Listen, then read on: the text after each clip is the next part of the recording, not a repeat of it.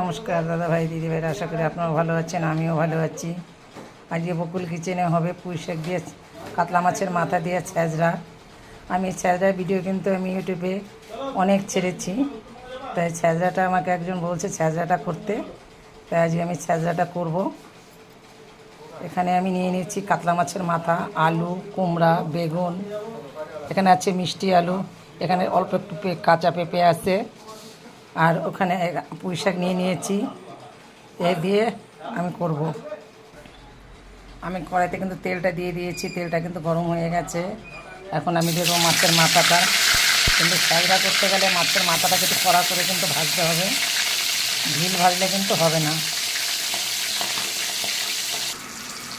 মাথাটা আমি কতটা কড়া করে ভেজেছি এই দেখেন, কারণ ছ্যাঁচড়া মাথাটা কড়া করে না ভাজলে হবে না। আমি দু খোলায় ভেজে নেব। আমি মাথাগুলো কিন্তু ভেজে নিয়েছি, এখন এর সঙ্গে আমি আলুগুলো ভেজে নেব।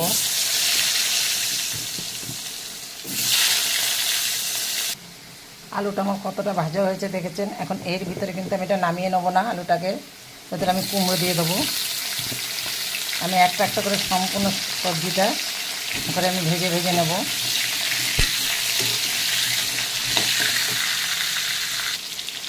এর ভিতরে আমি বেগুন, লাল আলু, পেঁপে আমি সব দিয়ে দেবো, একসঙ্গে দিয়ে এবার ভেজে নেব।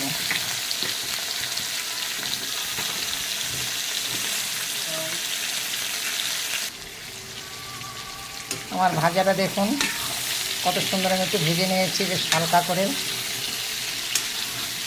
এখন আমি কিন্তু নামিয়ে নেবো, এটাকে সম্পূর্ণটা আমি নামিয়ে নেব।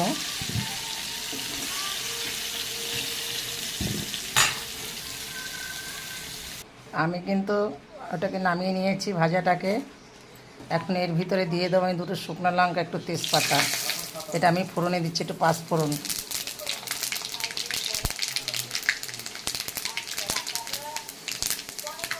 পাঁচ সময় পরে কিন্তু আমি এখানে আদা কুচি দেবো।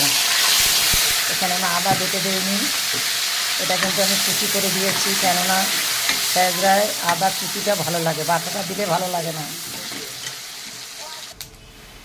আমার কিন্তু ফোড়নে আদাটা ভাজা হয়ে গেছে। এখন যেগুলো আমি ভেজে রেখেছিলাম সেগুলো আমি দিয়ে দেবো। এর সঙ্গে আমি দিয়ে দেবো পুঁই শাক।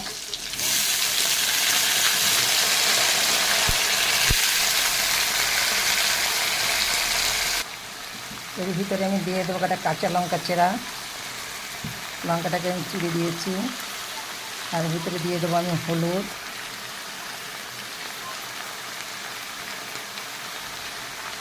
ভিতরে দিয়ে দেবো আমি লবণ,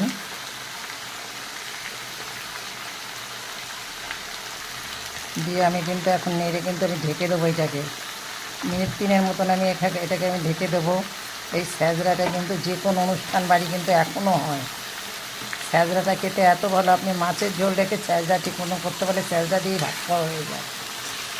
কারণ ছ্যাঁচড়া আমি অনেক করেছি, আমি চ্যানেলে ছেড়েছি, আজকেও আমি ছ্যাঁচড়াটা করে নিচ্ছি। যখন আদাটাকে আমি তেলের পরে দিয়েছি, আদাটা কিন্তু একটু কড়া ভাজা দিয়েছি, কারণ কড়া ভাজাটা দিতে হবে কেন, তাহলে আদাটা ছ্যাঁচড়াটা খেতে খুবই ভালো লাগে। এখন কিন্তু আমি মাছের মাথাগুলো দিয়ে দেবো। এবার মাছের মাথাটা দিয়েছি, এবার মিনিট 3 মতন আমি ঢেকে দেবো। আমি ঢেকে ঢেকে দিয়ে সুন্দর করে এটাকে করেছি। এখন আমি এর ভিতরে একটু চিনি দিয়ে দেবো, 4 চামচের 1 চামচি চিনি দিয়েছি। আমি এর ভিতরে কিন্তু একটুকু জল ব্যবহার করিনি, কারণ মিডিয়ামে আঁচটা রেখে আমি ঢেকে দিয়েছিলাম, সেইভাবে উল্টে পাল্টে করে সুন্দর করে নেড়ে দিয়েছি। এই জন্য এটা দেখুন আমার কত সুন্দর সিদ্ধ হয়েছে আর কত সুন্দর রেডি হচ্ছে।